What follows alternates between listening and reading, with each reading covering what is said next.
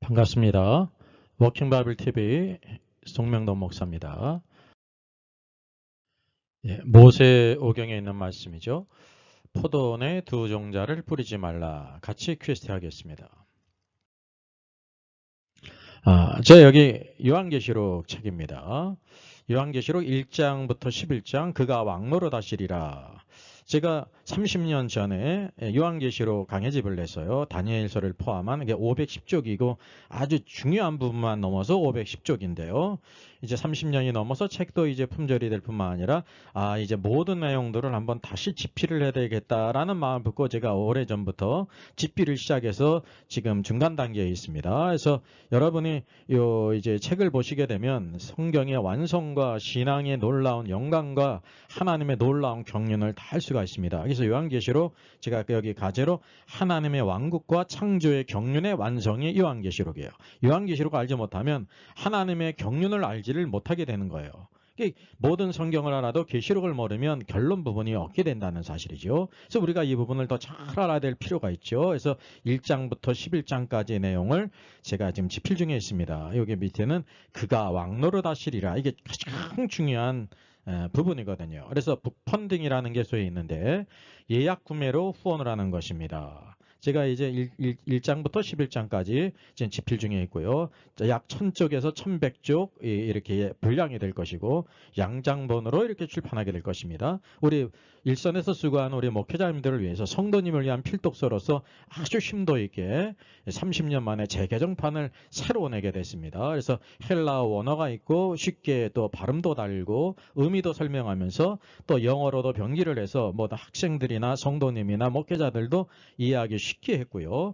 특별히 무천년설과 전천년설을 비교해 가면서 어떤 것이 이제 성경의 견해고 어떤 것이 오류가 있는지를 자세히 QST 하면서 책을 달았습니다. 아마 이렇게 요한계시록을 쓴 책은 제가 찾아보질 못했어요.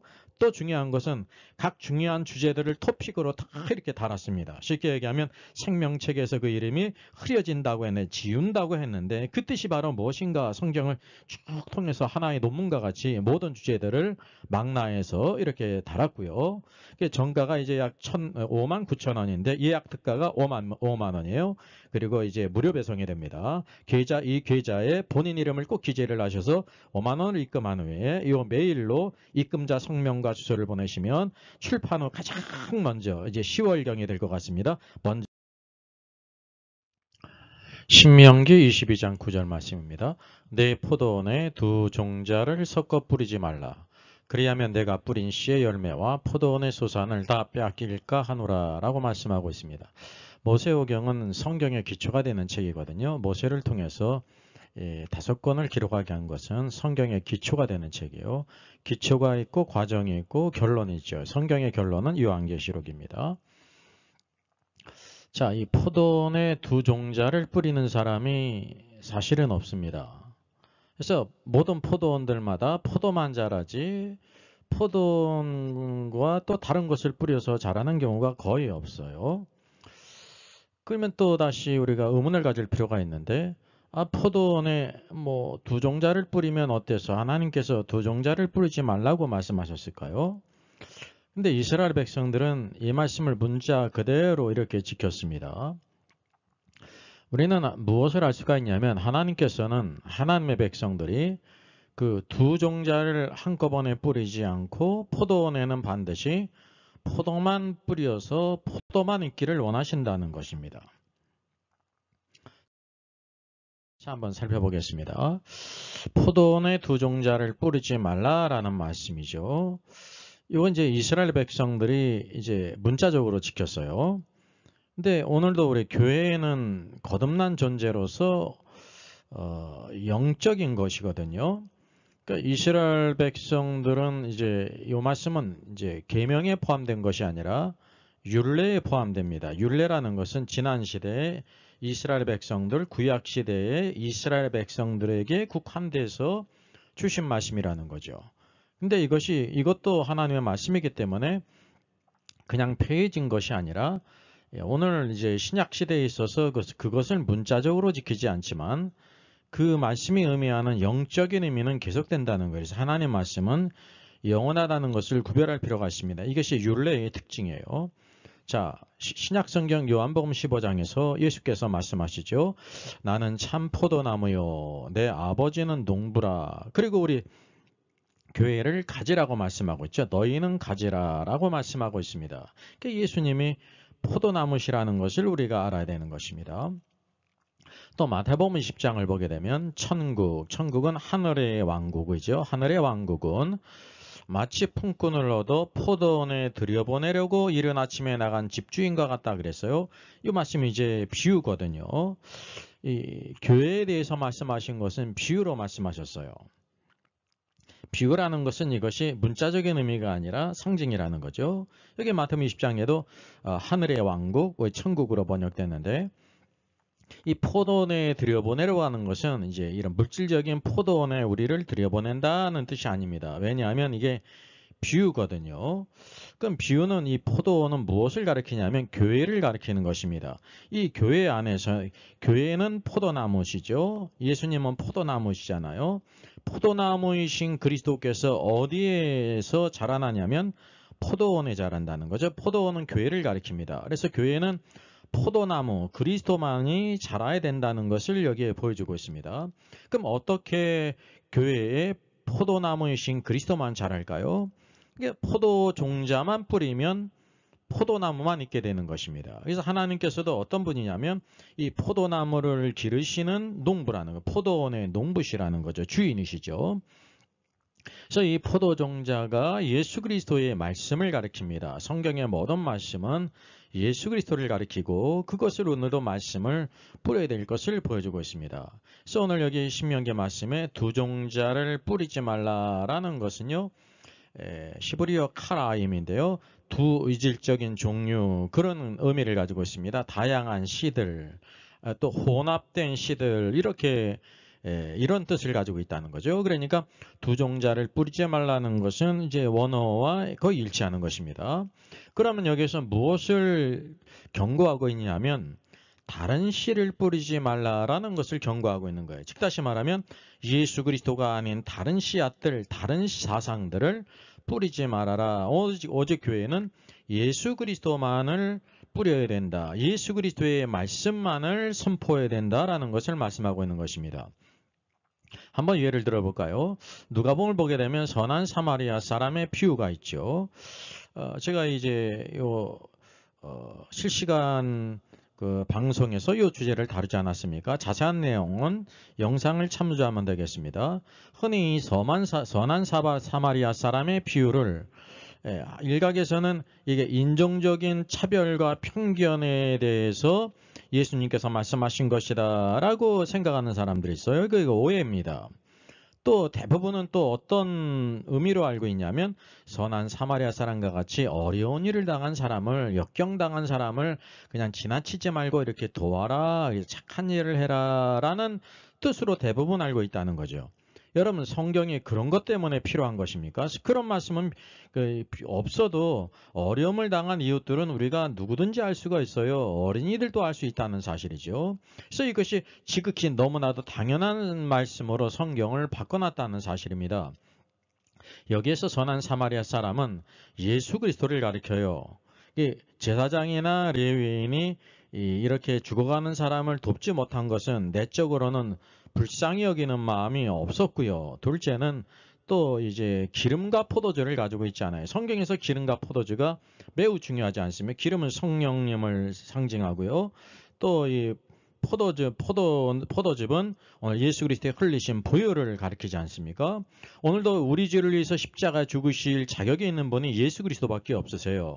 그래서 그분만이 십자가의 대속의 피를 흘리셔서 우리를 위해 죽으실 수가 있고 죽으시고 부활하신 후에 포회사 성령을 보냈지 않습니까? 포회사 성령님은 항상 기름으로 이렇게 예표가 된단 말입니다. 이것을 가지고 계신 분이 예수 그리스도라는 것입니다. 그래서 그것을 기름과 포도주로 가서 상처를 붓고 싸매고 나귀에 태워서 주막 주인에게 맡기지 않습니까? 내가 돌아올 때까지 데나리온 둘을 주면서 내가 돌아올 때까지 이 강도 만난 자를 잘 돌봐주라. 그 비용이 더 들면 내가 갔다 돌아오는 길에 갚으리라 그랬습니다. 돌아오는 길이라는 것은 재림을 가리키지 않습니까? 교회 사역은 죽어가는 모든 사람들을 바로 오늘도 예수님께서 맡기신 것처럼 그들을 바로 복음으로 오늘도 인도함으로 구원받게 하고 성장하게 하고 예수 그리스도의 사람으로 이렇게 양육하는 것이다 말이죠. 그러니까 이제 선한 사마리아인 비유에서도 그 씨앗이 주제가 바로 뭐냐면 예수 그리스도라는 것을 우리가 알게 되는 것입니다. 그래서 성경을 오해하게 될 때 로마 가톨릭이 이것을 착한 일을 하라라고 가르친 것처럼 오늘날까지 그렇게 가르칠 수 있다는 것은 다른 씨앗을 증거한 거예요. 교회는 그런 일을 하는 정도가 아니에요. 그런데 세상의 모든 단체들도 착한 일을 다 할 수가 있죠. 봉사단체가 있고 구호단체가 있고 이렇게 수많은 그런 단체들이 있지 않습니까? 교회는 그렇지가 않다는 것을 우리가 알아야 되는 것입니다. 자, 여기서 교회가 포도종자이신 예수 그리스도만 뿌리려면은 그 두 가지 충족 조건이 있죠. 첫째는 뭐냐면 교회의 책임인데 오늘날 교회에서 예수 그리스도만을 뿌려야 돼. 예수 그리스도만을 증거해야 되죠. 오늘 우리 이제 교회의 책임이에요. 둘째는 뭐냐면 하나님의 책임이고 또 성경의 성결 조건이 있어야 되죠. 이게 뭐냐면 모든 성경이 예수 그리스도에 대하여 기록한 것이어야 되는 것입니다. 일례로 오늘도 신명기 오늘 말씀 22장에 여기 포도원에 두 종자를 뿌리지 말라는 것이 예수 그리스도에 대한 것이어야 되죠. 예수 그리스도에 대해서 말씀하지 않고 우리가 그것을 예수 그리스도에 대해서 증거한다는 것은 어불성설 아닙니까? 근데 여기 우리가 보게 되면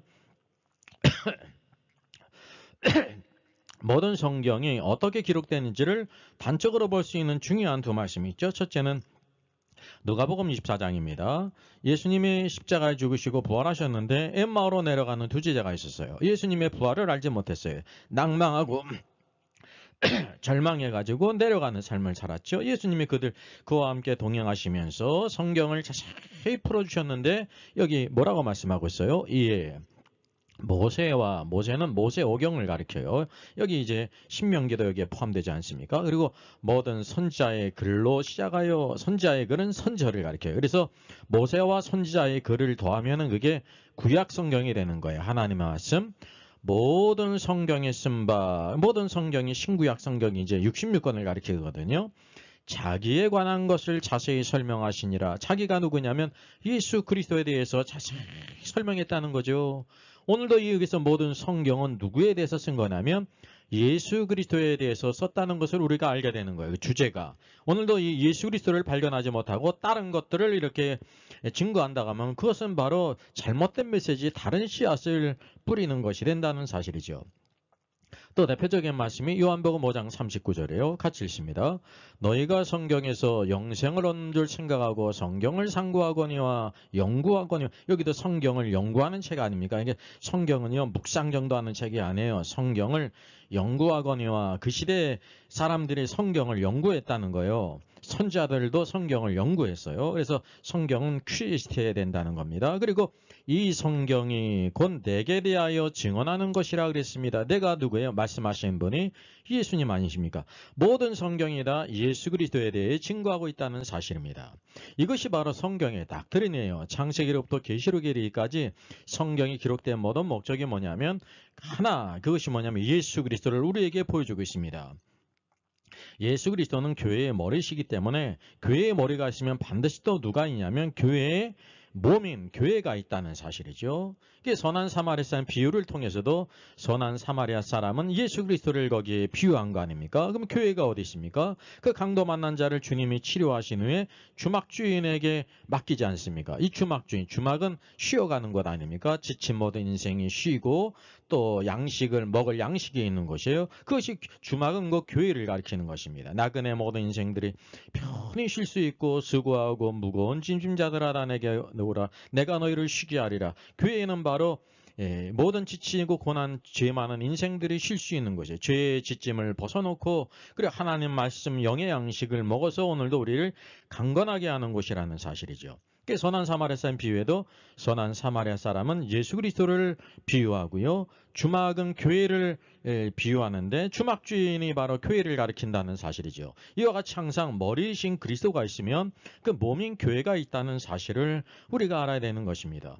모든 성경은 다 예수 그리스도에 증거됐기 때문에 오늘도 우리가 말씀을 증거할 때 얼마든지 예수 그리스도를 증거할 수 있다는 사실이죠. 여기에서 벗어난 것은 바로 오늘도 우리들이 참다운 메시지로부터 벗어났다는 것을 의미하는 것입니다.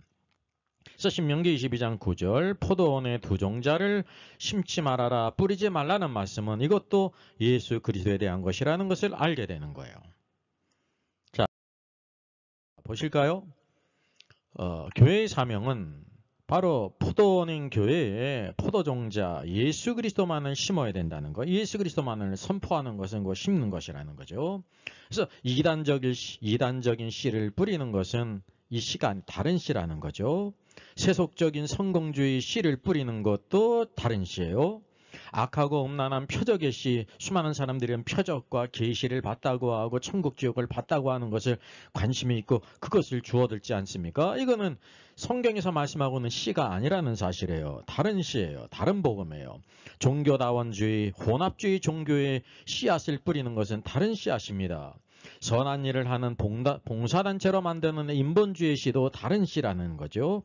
또 왕국복음을 값싼 구원으로 만드는 신학의 씨도 다른 씨앗이라는 것을 우리가 알아야 되는 것입니다. 행위구원을 가르치는 것도 다른 복음의 씨앗이라는 거죠. 오직 유일하신 예수 그리스도만을 선포하고 뿌려야 될 것을 여기 말씀하고 있는 거예요. 자, 그래서 이 포도원에 두 종자를 섞어 뿌리지 말라. 그리하면 내가 뿌린 씨의 열매와 포도원의 소산을 다 빼앗길까 하노라라고 말씀하고 있습니다. 두 종자를 뿌린 결과를 여기에 경고하고 있어요. 어떻게 된다면 여기 빼앗긴다라고 번역한 것은 시브리어 카다시인데요. 카다시는 성결하다고 선언하다, 신성하게 되다. 그런 뜻이에요. 그래서 빼앗긴다는 것은 결국 그 열매를 그가 누리지 못하는 것이기 때문에 빼앗길까 하노라 그렇게 번역이 됐죠. 그래서 이 뜻이 그의 것이 되지 못한다. 왜? 성결케 된 것은 하나님의 것으로 구별된다는 뜻이거든요. 그래서 킹제임스 성경이나 바른 성경은 이렇게 번역했어요.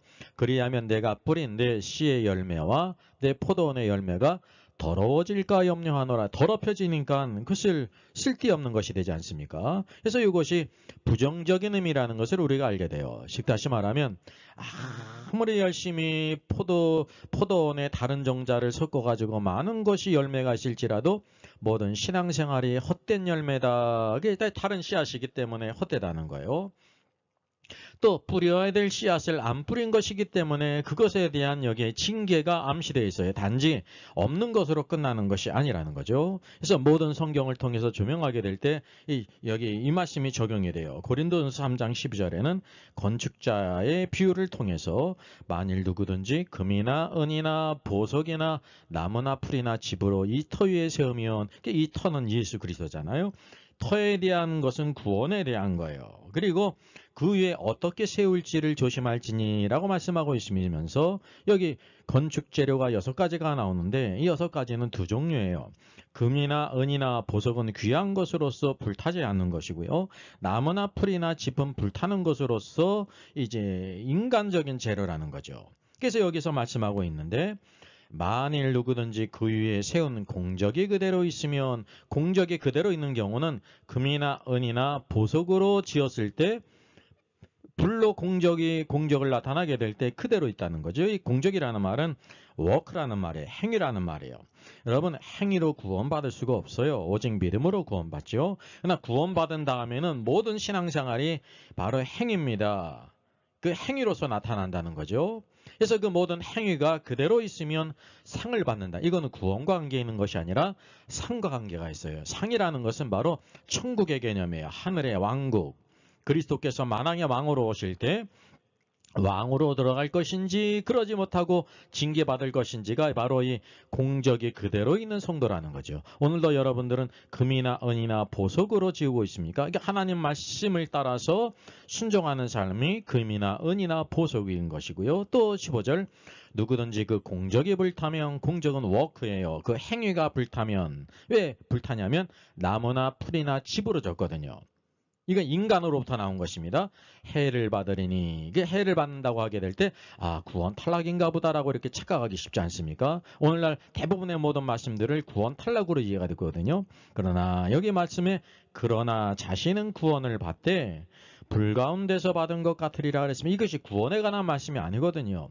예수 그리스도의 터 위에 있다고 하면 모두 구원을 받았지만은 그 위에 세운 집은 어떻게 세운다는 문제는 그 구원의 문제가 아니라 구원 후의 문제, 상의 문제라는 것을 여기에 말씀해주고 있는 것입니다. 그러니까 만약에 두 종자를 뿌린 것은 더러워질까 함이로다. 개역개정에서는 빼앗길까 하노라 라고 말씀하고 있지 않습니까? 이 두 의미는 다 부정적인 의미예요.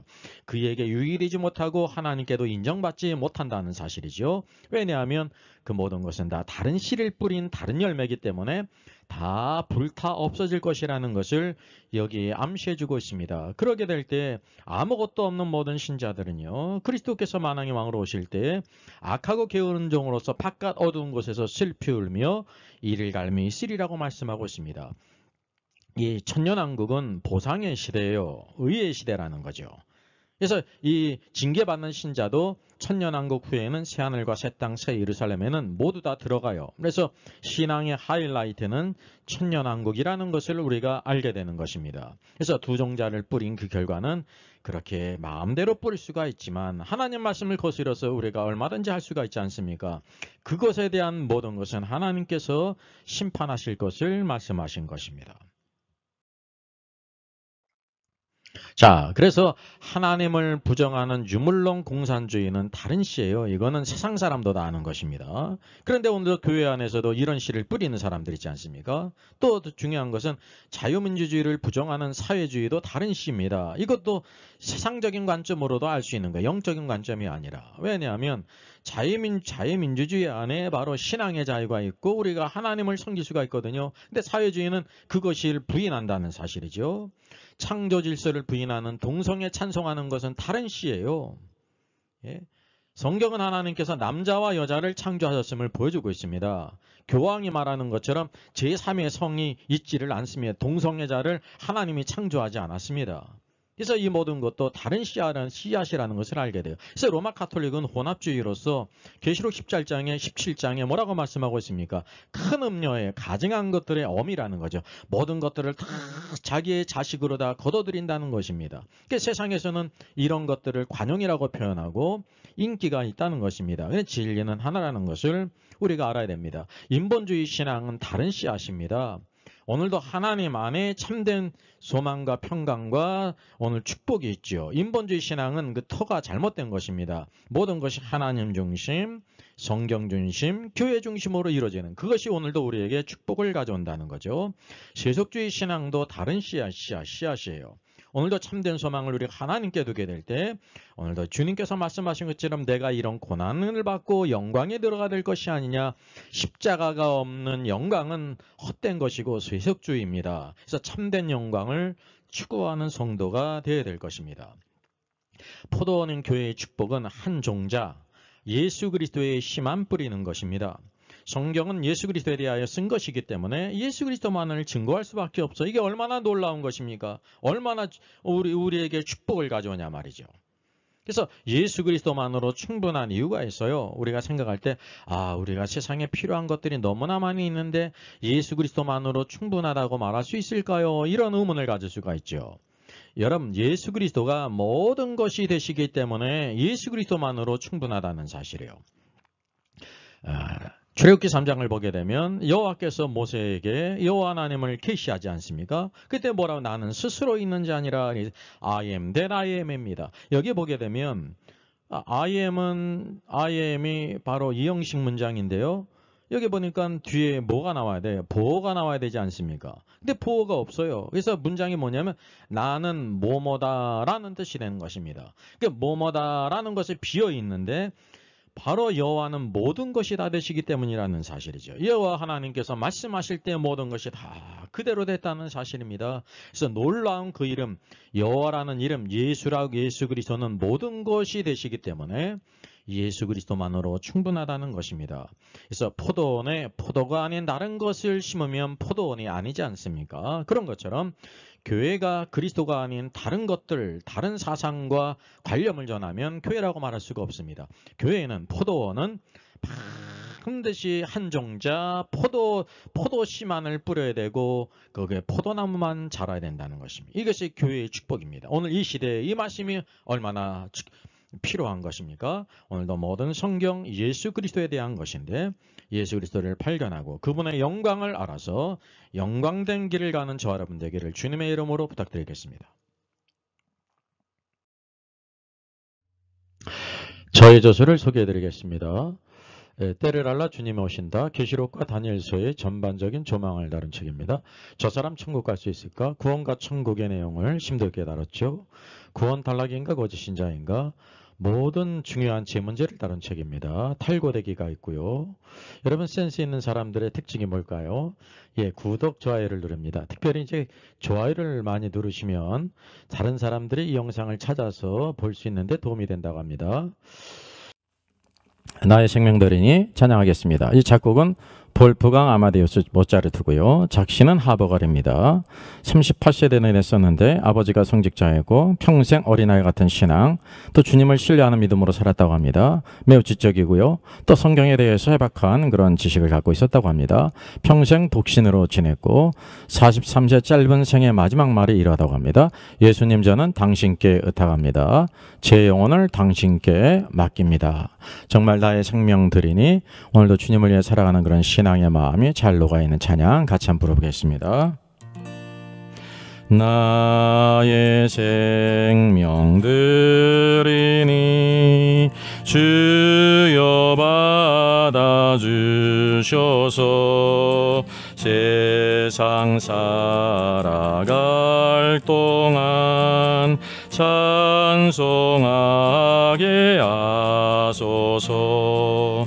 손과 발을 드리니 주여 받아주셔서 주의 일을 위하여 민첩하게 하소서. 나의 발을 드리니 주여 받아주셔서 주의 진리 말씀만 전파하게 하소서.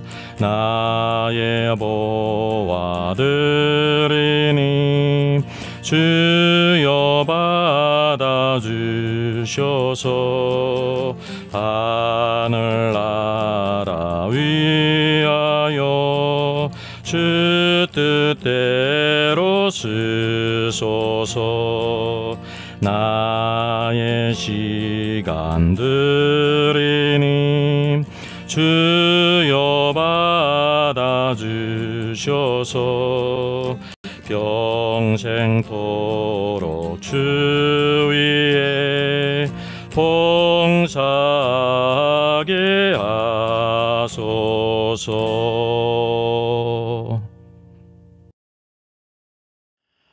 Our Father in heaven, hallowed be your name.